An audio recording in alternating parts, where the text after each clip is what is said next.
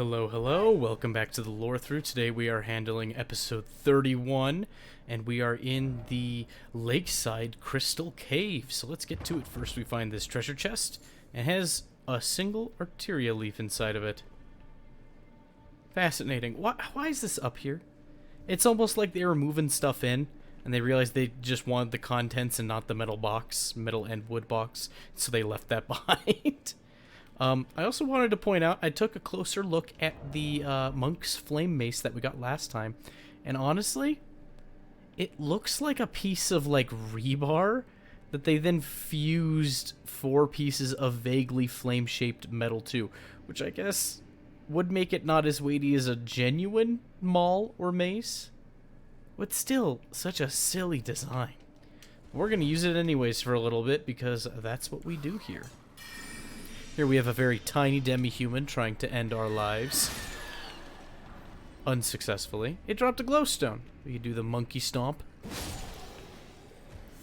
It just looks so silly. But yeah, just more demi-humans. Pretty certain the tasty lore bits won't be till the end of this dungeon, so I will try to go quickly. Just finding garbage.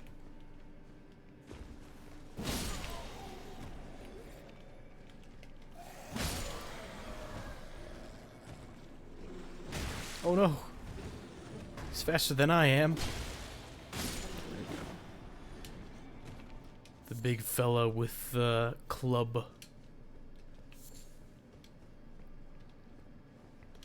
Can you imagine, like, how terrifying it would be if you had to deal with, like, semi-sentient chimpanzees or apes on a regular basis, and some of them had falchions, others had spiky clubs? Like, they'd probably be in favor of spears at some point, but still, like, that's terrifying. Dear.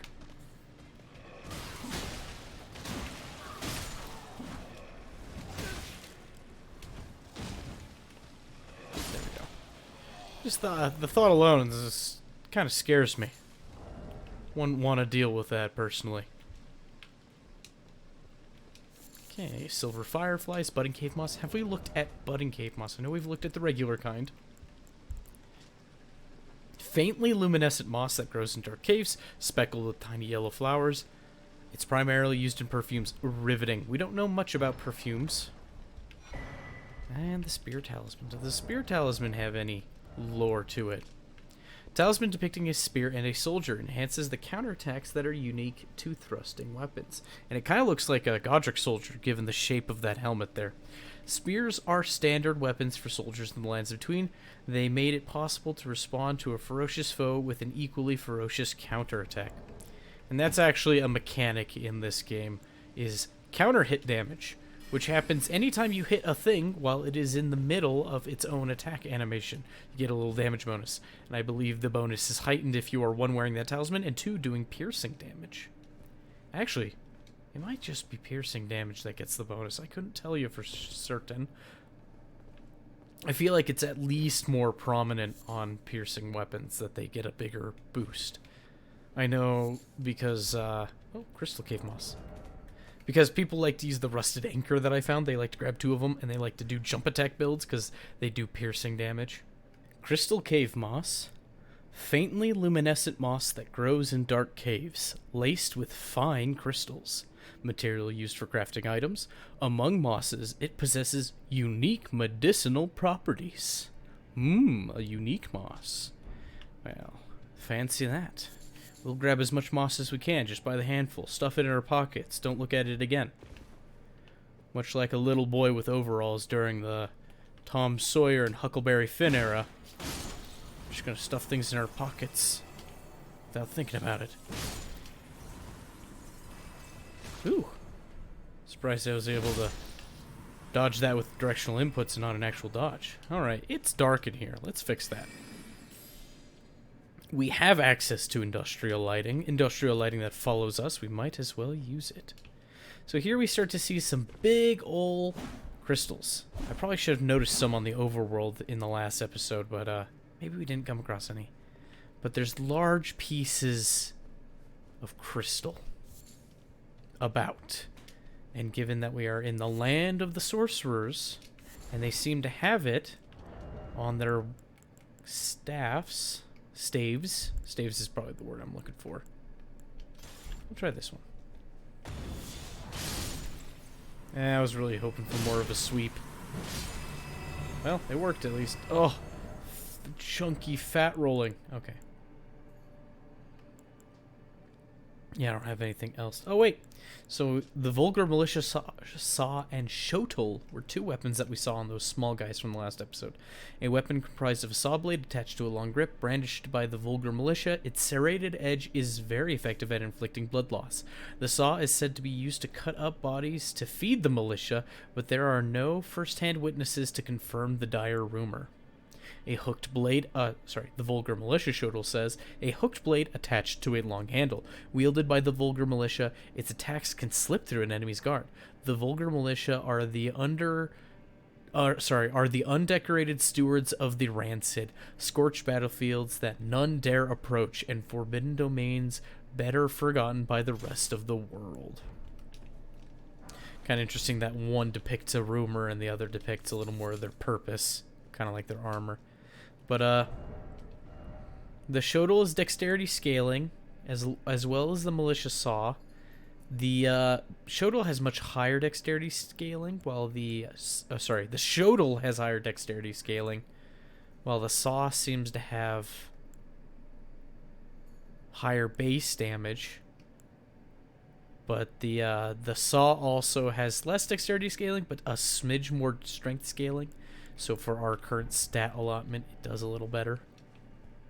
Both are good weapons. What a lot of people like to do, especially if they're dexterity build, is they'll get one of these Shotols, and then they'll put the Lightning Strike Ash of War on it, because the Lightning Strike Ash of War is a lot like the Honed Bolt spell that'll strike from above.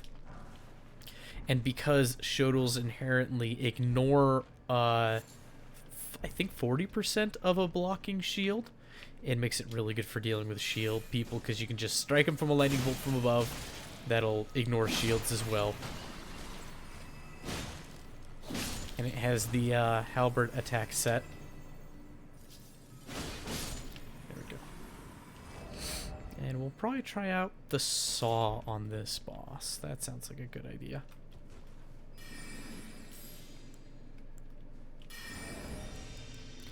And let's show off Lutel the Headless, actually. So here we have a Bloodhound Knight, much like Dara will.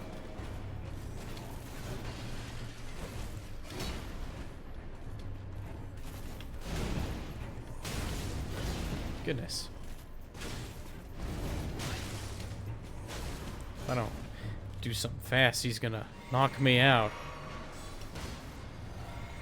Oh, no.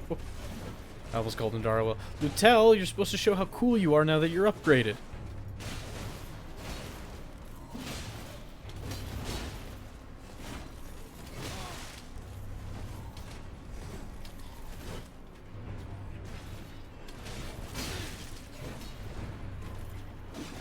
Oh my goodness.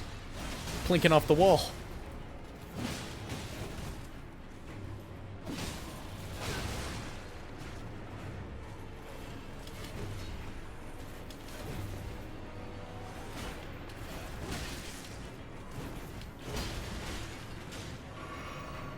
Come on, Lutel, throw a spear. Yeah! Yeah! Sorry, I shouldn't have done that. That was probably way too loud for the microphone. We find the Cerulean Amber Medallion, much like the Crimson and the Viridian Amber Medallions. This one has basically the same description, but it increases our max mana. A medallion with Cerulean Amber inlaid boosts maximum FP. The Erd Tree's old sap becomes amber, treasured as the most precious of jewels in the Age of Godfrey, the first Elden Lord. A primordial life energy resides inside. Okay, so we come out here and there's a shack with a grace. There is a lady here with a wolf.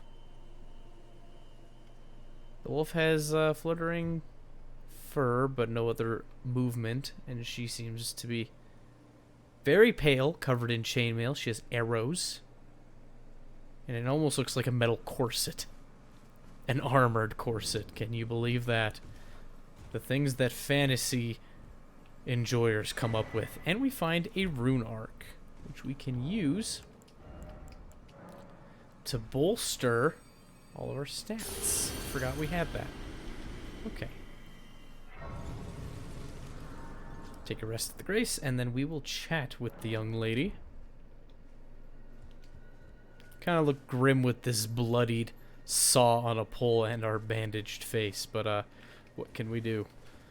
We're not going to change the outfit yet, that's for sure. So let's see what she has to say. Foul tarnished. What do you want? I told the all-hearing brute that I possess no such medallion. Or have you come to take more from me? Was my other half not enough? So she asks if we are working for the all-hearing brute. We don't know who the all-hearing is. Not yet. She says that she does not have the medallion, and apparently somebody already took from her other half, which seems strongly implied to be this wolf, this large wolf she's looking down upon. I'd probably say lovingly or with concern. Hard to say. She has white eyelashes, so she seems almost like an albino. Let's talk to her again. I told the all-hearing brute already that I possess no such medallion. Or have you come to take was my other... Okay, so she says the same thing. So we will need to come back to her once we know more. So we are going to... Actually, is there a teleport in the boss room that leads to the front entrance? There's not. Alright, a lot of dungeons have them, so I thought I'd check. We'll just teleport to the front and make our way.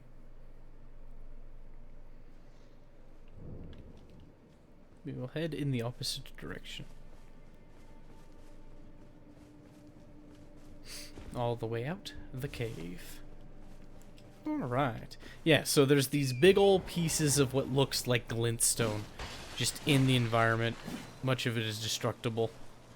It's just here. Okay, we're gonna follow the cliffs a bit more.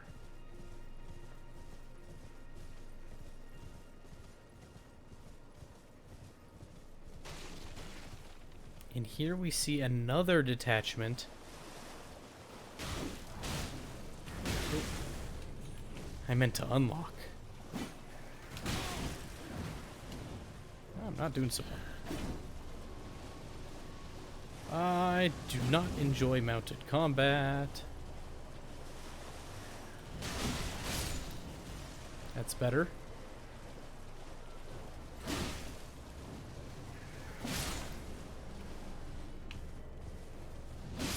There we go. Make me look like I know what I'm doing, finally.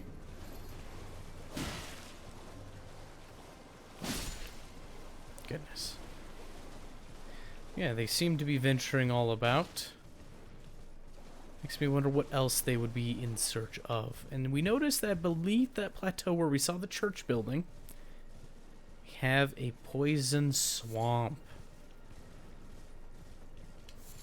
Thankfully, moving around on Torrent, we don't have to deal with the poison. But if we had summoned friends and therefore couldn't use Torrent, this poison swamp would be a little bit of a pain.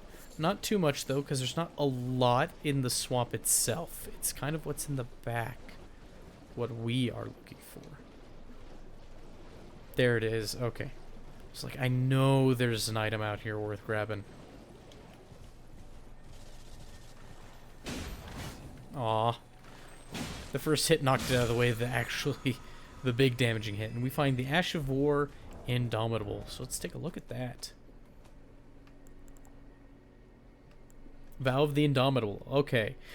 Vow of the Indomitable. Skill of the ancient warriors of the Erd Tree. Hold shield aloft to imbue yourself with golden power, granting momentary invincibility. So it can be a very good Ash of War. You stick it on shields by the looks of it. So we will... I feel like there was a tree or something over here that had something notable to grab. I'm just finding poison blooms, mushrooms. Oh, here it is. Little crabs are eating at it. A smithing stone. 2 level 2s. We'll grab this side of grace. Here we see another statue of this lady.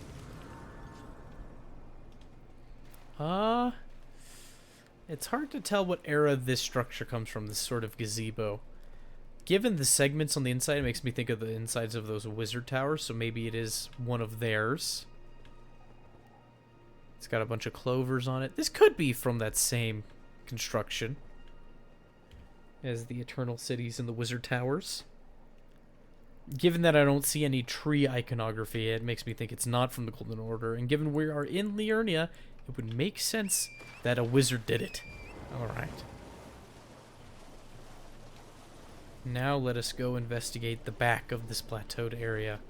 Because we see a little wooded, fenced off area up above, and it looks like some orange glow fires.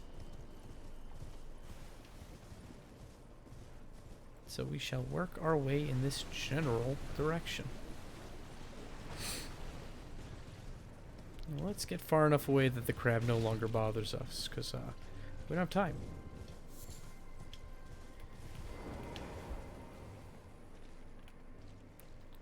So there's these pale, emaciated fellows who are coming after us. Let me pop Starlight really fast so we can see him a little better.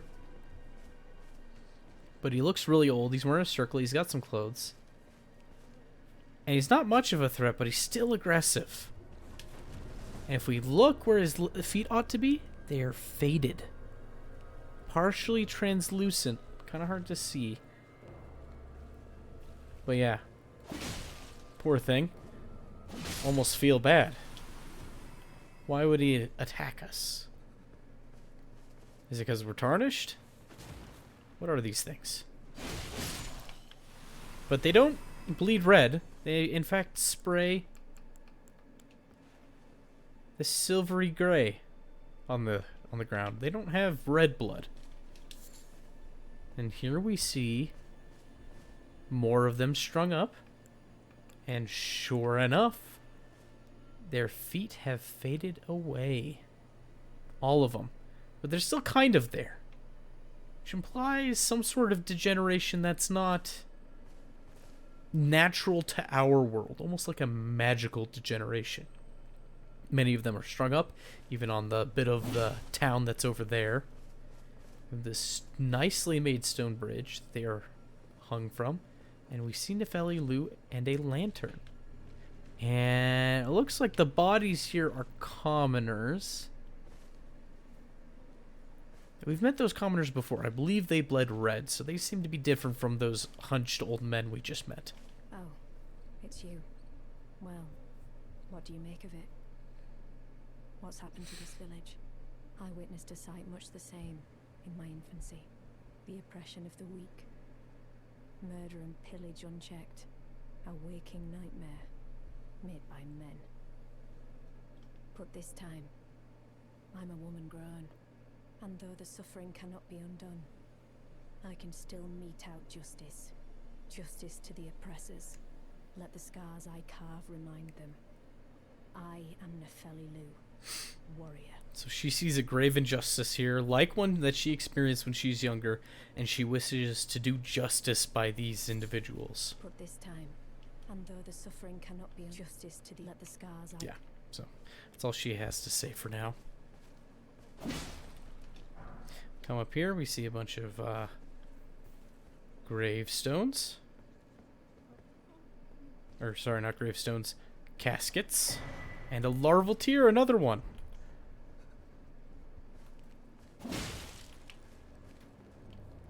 Here they come.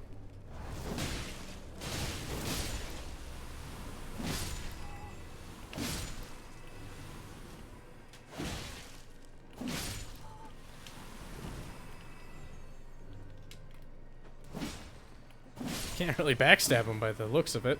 Can you? I'm curious. It doesn't seem like it. To be fair, they're very hunched over.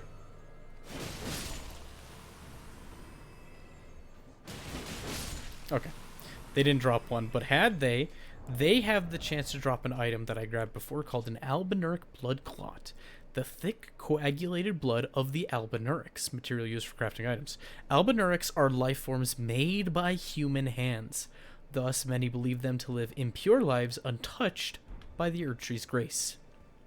And sure enough, that Bloodclaw is the same coloring as their gray-silver splatterings of blood in that area. So these are Albinaurics, synthetic people outside of the life and rebirth cycles of the Erdtree. Here we have one of those commoners as a ghost by this well. This village is done for. Please, even if it's just you, old Albus, hide well and...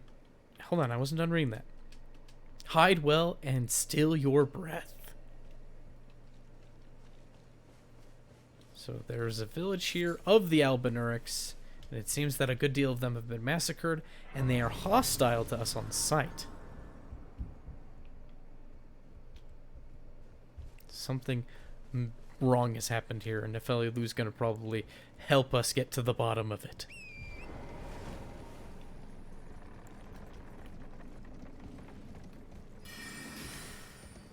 Shoot that one, and if we give him a moment, he'll shoot back. Some of them are capable of sorceries. Makes you wonder what their connection is to the Academy of Rea Lucaria. Did the sorcerers create synthetic people? Or is it just a happenstance of them being located in the same region? I mean, there's glintstone all over the place, so lends itself to reason that they wouldn't be the only ones. Up there. A little farther is a place we need to explore. There we go. That's much better. Yeah, okay. So we found the crystal sword. Sword fashioned from pure crystal. A deed impossible for a human. Enwreathed with powerful magic, its attack scales with intelligence. The inscrutable Crystallians have but one clear purpose, to safeguard their crystals unto the end. So there we see the term Crystallians again. I believe we haven't seen it since a sorcery. Yeah, the secret's locked in the faint cognation of the Crystallians. The secret's locked in the faint cognation of the Crystallians. So they seem to have links to crystal weaponry as well as some crystal sorceries. So let's take a look at it. It's a very nice looking weapon. Very ornate. Interesting design for a sword. It would have to be made by magic, essentially, just because I feel like there's a couple weak points on there you wouldn't want with a sword. Let alone one shaped like an arming sword like this. Has your standard, oh. It has one-handed stabs. Oh, of course it has one-handed stabs, sorry. I was hoping that it had power attack, or two-handed stabs. It does not. But it comes with spinning slash, which is a very good Ash 4 for straight swords. Yeah, okay.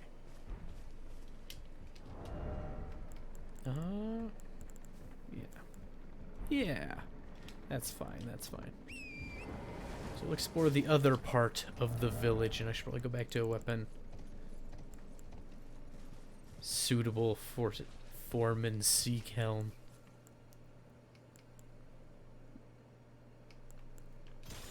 Yeah, the big old pickaxe, why not? So first we're going to pop this, because I like being able to see, and then we will buff the pickaxe. So we come up here, and we see a fellow. He hasn't seen us yet, and this fellow used to play music, but it was patched out for some reason. And he is wearing a very fluffy fur coat, and a tabard, some head wraps, and he has in his hand an Erdsteel dagger. Let's see what he's all about. Well, for one, we see he's hostile, and he has these little bottles in his hand, and he sends out these plumes of gas that catch fire after a delay.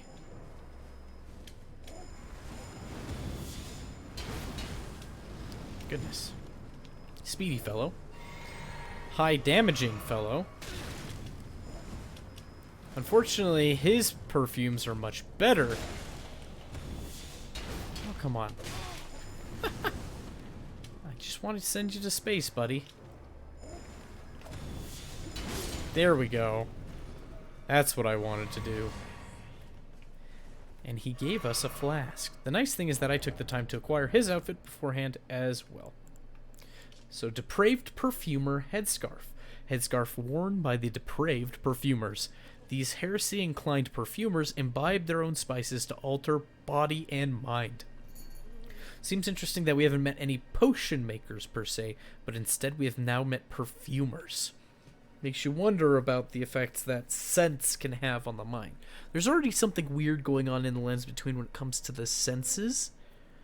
For one, there's plenty of people we've met that are blindfolded, or there's a handful, or maybe I should say a couple. We've seen people with blindfolds be able to traverse the lands between, and that seems odd, right? So it seems something is weird with the senses, and they don't work quite like the senses do in our world. Their slow descent into self-destruction is what earned them their name. The embroidery on the apron itself is a curse upon the Erd Tree. Interesting decision, but if we look at it, it looks like a series of snakes. Snakes are a curse upon the Erd Tree. It looks like they're entwining a sort of tree. Perhaps an upside-down one? That's what it could be. Or perhaps that's just the roots. Still. Very odd choice. And do we have their gloves? Yeah, nothing new there. Yeah, nothing new there. So perfumes seem to have effects on body and mind. And we come over here, we see a strangely illuminated pot, as well as a casket with an item we can grab. It's weird how the glow of the item kind of bleeds through the casket. Ivory sickle. Let's take a look at that ivory sickle. Sickle fashioned from ivory, who knew? Weapon carried by aged Albinaurics. These weapons are evidence of their dedication to the Halig tree, despite never having entered its presence. So that's a new term. We've heard of the Great Tree, we've heard of the Erd Tree, we've heard of minor Erd Trees. We have yet to have heard here of the Halig tree. What is the Halig tree?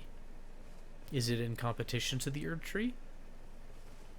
I mean, we've learned that the Albinaurics are born outside the grace of the Erd Tree, so it makes sense that they might want something to do with a tree that hasn't spurned them. And here we see a pot. A large pot. A glowing pot. A bizarre pot. So we're going to use Starlight, and then we're going to roll at this pot. Please, no. Dear me. I haven't a clue. No secrets lie with me, not a one. Oh, please leave me be. Interesting thing to spout off once you have been discovered. We can take a good look at him. Now, not in this lighting. There we go. That should be a lot better. And he is a pale fellow. Missing some teeth. Very aged. Spindly hands. Big hands, honestly. Like, was this fellow ever in his prime? Could he ever use his legs? Has he been born without the use of his legs his whole life? He's a synthetic person. Is he born in the same way people are? We're not even certain that people are born in the way they are in our world. There's his faded feet and legs. Bloodstained clothes. Very emaciated, hunched forward. Some people seem to be born from the boughs of the Erd Tree. Is that all of them? Probably all those who are in the life and death cycle of the Erd Tree, which is very strange to think about. Where did he come from? What's his story? Let's talk to him. Wait then. You're not one of them? Well, what a relief. Oh, goodness me. I am Albus, an Albinauric. As you can see, we're finished. The whole village is finished. The cursemongers have destroyed everything. No one that remains has their wits. Cursemongers, huh? I beg you. Would you look after this medallion? You must keep it out of the cursemongers' hands. Halig tree secret medallion. So there's that word again, Halig tree. And if you should meet the young Albinauric, give it to her. Her, huh? Well, the other pale thing that we've met that was a lady. Well, Lieutenant the Albinauric, the map tells us. At the Slumbering Wolf Shack, so we'll need to go back there. A chosen land awaits us, Albinaurics. The medallion is the key that leads to the city. It's only a quaint treasure for we who cannot make the journey.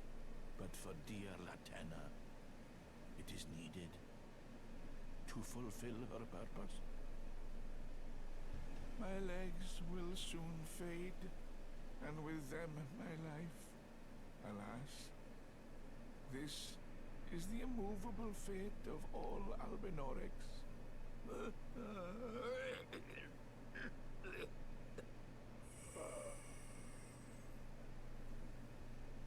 What a wretched cough and a wheeze. And with that, he slowly slumps forward and is gone. But he seems to have entrusted the key item to us. We have the Dectus medallion and now the Haligtree secret medallion, so it looks like we have two halves of things that don't go together. Right half split medallion depicting the Haligtree. Brandishing the medallion with both halves conjoined will activate the Grand Lift of Rold, granting access to a hidden path. In other words, the secret medallion will guide the bearer to the land of Miquella's Haligtree. Okay, we've heard the name Miquella before. Briefly. There's a Miquella's lily right here, actually. Very convenient. Let's take a look-see. A delicate water lily of unallied gold that has started to fade and wilt. Material used for crafting items. A flower signifying faith in the Haligtree, thought to be beloved by the Empyrean, yeah, I think that's how that's it. Empyrean? It's probably Empyrean Miquella in his youth. Goodness, I should probably learn how to say words before I do a speaking thing.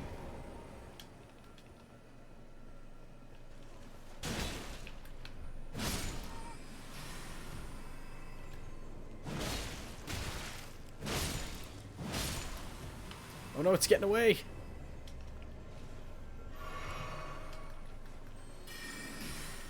Oh, we missed it. What a shame. That's okay, we probably don't need it. I feel bad putting down the Albinaurics, but they're hostile to us. Oh, a glintstone firefly. We hadn't found one of those yet. So many things to look at. Okay. Here we are.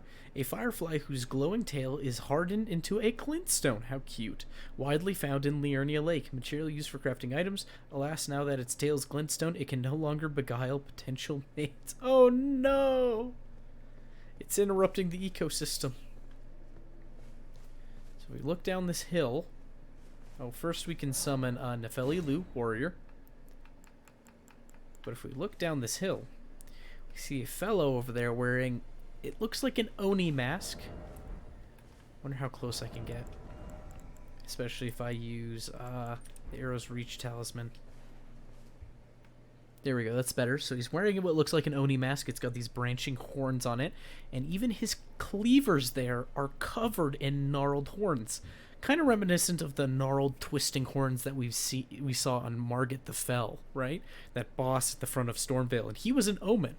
And this is a cursemonger, right? So, are the horns of an omen cursed? Or is there any relation there? We'll have to put that in our memory bank for now. What is the link between this cursemonger and the omen? So we can put,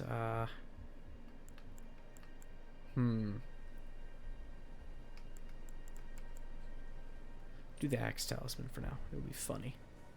Alright. Actually, I think there might be monsters. Yeah, there we go. Little dogs.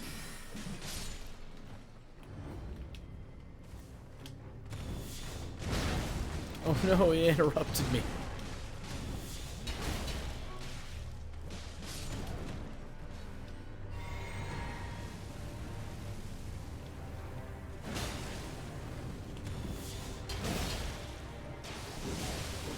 Oh, that lightning ability is so good.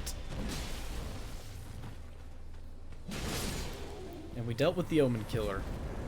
That's probably the most useful I've ever seen Nepheli Lu be on that fight, and that's because she used her Ash of War And we find the Crucible Knot Talisman. Okay. So the line of thought going a different direction from what we presumed. So here we have a bunch of bodies moldering and burning. Caskets about. Strung up Albinaurics. This is the wooden fence we saw from below. Let's take a look at that talisman. A talisman fashioned from a bony knot that embodies the aspects of various creatures, said to have grown on the human body long ago. Gross. Reduces damage and impact of headshots taken. Seems like a strange thing to spend one of your few precious talisman slots on. A vestige of the crucible of primordial life. Born partially of devolution, it was considered a signifier of the divine in ancient times. Makes sense. It's the primordial energy of or vital essence of the Erd Tree, an earlier stage of it. But is now increasingly disdained as an impurity as civilization has advanced. Okay. So it seems the Cursemonger was here at the behest of the All-Hearing. And he was dealing with those seen as impure. So, Omen are probably considered impure. Misbegotten are probably considered impure. They have the crucible growing right out of them. But these folk, the Albinaurics, they don't seem to have that going on, right? Not at all. They don't seem to have that in the least bit. But they are outside of the grace of the Erd Tree, so they might be considered impure all the same. Grab some herba. But now that we have the medallion and now that poor Albus is gone, we should go visit her. So let's do that. Oh, it's over here. So we'll visit her.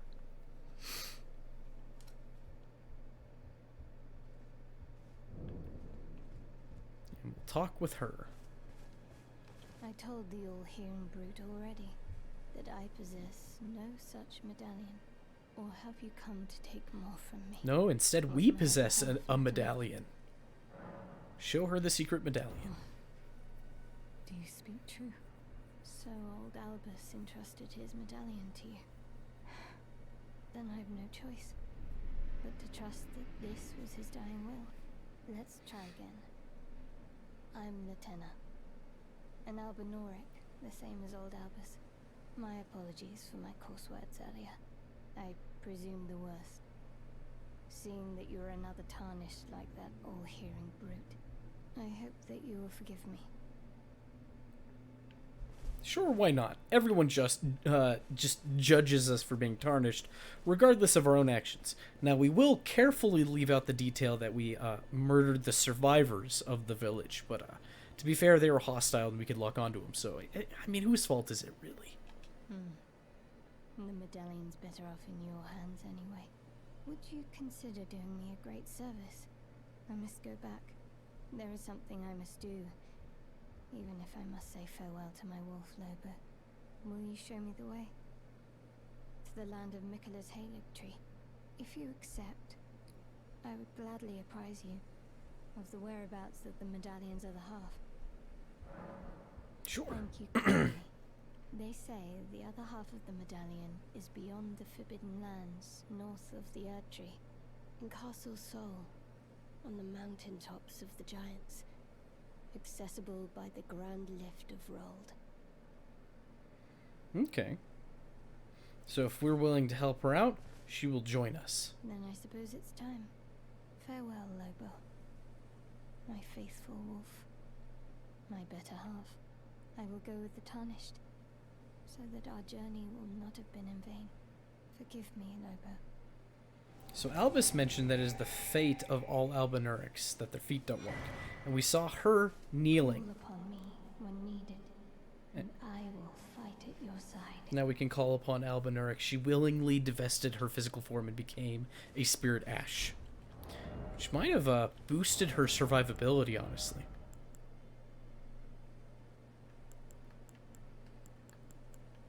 Okay. Alright, so let's head to the... Let's see. We'll read her spirit ash. That's a good starting point. Alright, ashen remains in which spirits yet dwell, used to summon the spirit of Latenna the Albinauric.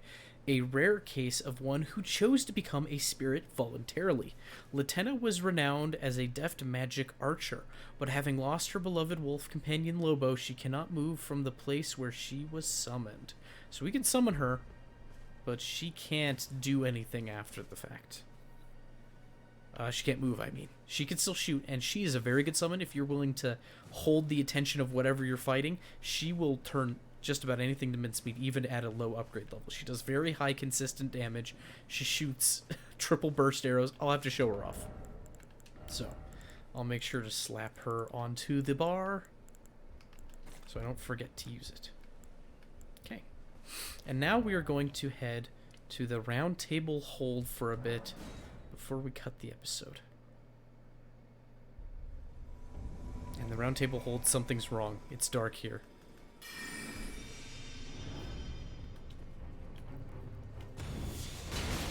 Ensha's here. And it looks like we taught him what for.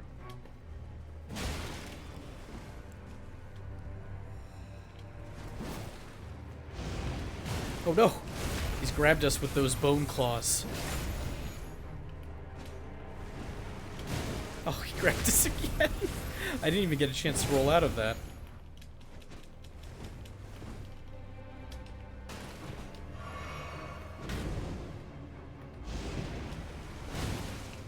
Well, they did buff it in the last patch to give it better grab range, but I've seen it fail a lot, so kind of funny how he's able to do that over and over. And he has gravity magic. But a good old parry helps deal with him.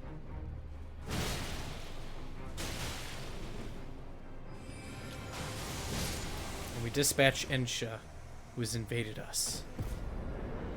In the round table hold of all places. I was going to explore a little bit, but it seemed that the hold was empty. And now we're really here, and we have Ensha's weapon as proof. That was odd, wasn't it? Very odd.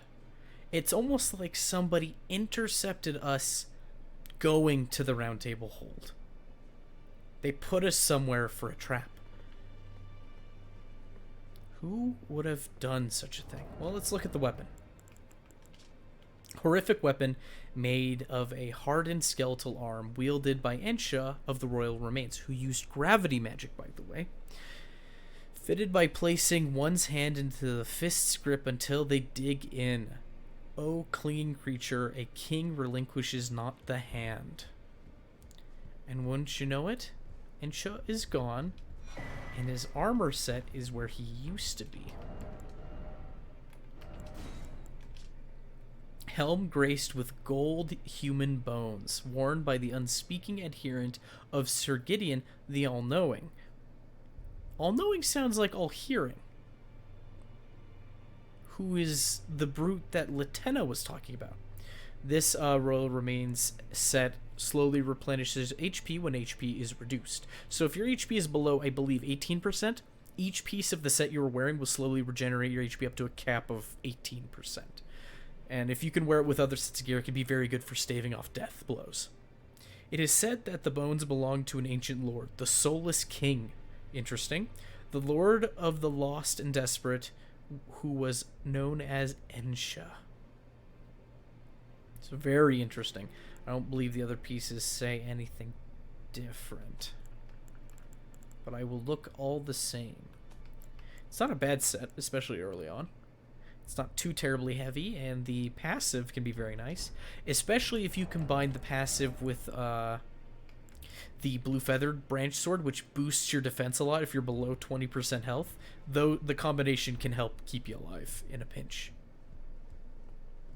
Well, perhaps the all-hearing brute is Gideon Ofnir. Ensha seems to have been his henchperson after all, so let's confront him. You. What is it? About Ensha. Oh, my apologies for that nasty business. Ensha got rather ahead of himself, it seems. As his master, I'd like to express my regret. But now, Ensha is slain and gone. Finished. Forevermore. By way of apology, allow me to tender some advice in regard to the half of the secret medallion ye possess. Find the Albinauric woman. She hides in a cave to the west of the Laskia ruins, which jut from the mist-shrouded lake of Liurnia. Which we've already found. The location of the medallion's counterpart, I'm sure. So he doesn't seem very apologetic in the least bit. He seems to regard the loss of Ensha as like one might losing a chess piece that was useful, but not entirely integral to you winning a chess match. And he doesn't seem like he's remorseful of having sicked Ensha on us. In fact, he can't get himself on the medallion, right, that we carry, which seems to be his goal. And so he changes gears. He's very adaptable. And so he moves from trying to get the medallion from us to go, well, if we can't get the medallion from him, we'll just have him use it for our benefit. And so he offers us a bit of knowledge. Let's see what he has to say. Find the Albinauric woman. She hides in a cave to the west of the Laskia ruins. Okay. She knows the location. So that's all he has to say. And that's all we get out of him. How sad. How miserable. I believe there's one other someone we can talk to as well. This episode's running a little longer than I'd like, but I want to connect all these coherent pieces together. And here we find Nepheli Lu down here kneeling, floating 2 inches off the ground. Very bizarre young lady. Why would you do that? Let's see what she has to say. Ah, you. Please, leave me be. It's pathetic, I know, but I need to think. So she was also one of Gideon's goons, but she seemed to express remorse, having been sent to the Albinauric village and witnessing the destruction there. Ah, you. Please, it's pathetic, I know. Okay, but she just needs to think, and she has nothing else to say to us. So let's go say hello to Gideon one more time, and see what he might have to say about Nepheli. So it seems that the Cursemonger and Ensha were working with Nepheli in the Albinauric village, and we have dispatched 2 of them. Well, Ensha may not have gone to the Albinauric village. I meant to say that all 3 are goons under Gideon, to some degree, it seems. Well, what is it now? We can ask about Nepheli's despair. You've already heard. Indeed. It seemed the whelp harboured suspicions, so I had no further use for her. Honestly, what a man to do. A determined plebeian is more wicked than an omen horn, quite frankly. Interesting. I suspect that's just what the Queen wants. A dose of ambition to incite the tarnished. He must be talking about Queen Marika, that she's bringing Tarnished to the realm who have some ambition. And like I've mentioned before, he seems to reference the loss of Nepheli like another loss of a chess piece. Not a total loss of a chess match, but just another stumbling block in his plan, whatever his goals may be. So we are going to see if we can talk to Nepheli again. This might be the end of the episode right here. Ah, you. Please. It's pathetic, I know, but... Okay, I heard from Gideon. So you know already, do you? Right. It's true. My father cast me out for indulging my emotions, forgetting the mission, punishment for offing his pawns. And she did Father, help us kill the Cursemonger, the Omen Killer. Lord Gideon has offered me guidance all my life. I would have done anything for him, to place him on the throne of Elden Lord. And yet though it was not my intent, I betrayed him. She was in the fury of passion, and we helped her out. And to be fair, the Omen Killer didn't seem allied with us. He seemed willing to kill us on sight. Which makes me wonder if perhaps he had a no witnesses order or something like that. And I can no longer trust in Father. To think he'd order his men to enact such tragedy. Where is the justice he purports in that? He once told me that if he became Elden Lord, he would never allow the downtrodden to be cheated ever again. Was he simply lying to me? Oh, don't you understand? Anyone who talks of utopia is full of it. They will say whatever it takes to get their goals, and they won't reach utopia and they will step on everyone they can along the way. That's why you need figures who don't preach utopia to be your leaders, but rather figures who are your leaders reluctantly.